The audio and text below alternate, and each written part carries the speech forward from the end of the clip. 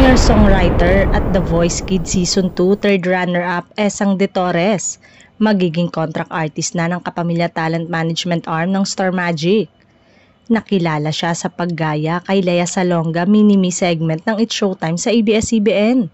Sa kalaunan, sumali siya sa The Voice Kids Philippines at pinili niya si Lea Salonga bilang kanyang coach o tagapagturo. Ibinahagi ni De Torres na magsimula siya ng oras sa pagsusulat ng mga awitin noong panahon ng pandemya. Ang masasabi kong difference ay yung progress sa sarili. Mas madadagdagan yung skill katulad po ng pagsulat ng kanta o pag-produce ng kanta. Na-discover ko po siya especially noong pandemic. Doon ko nabuhos ang atensyon ko sa pagsusulat, ani Torres, na mas nakilala rin bilang mini-me ni Lea Salonga.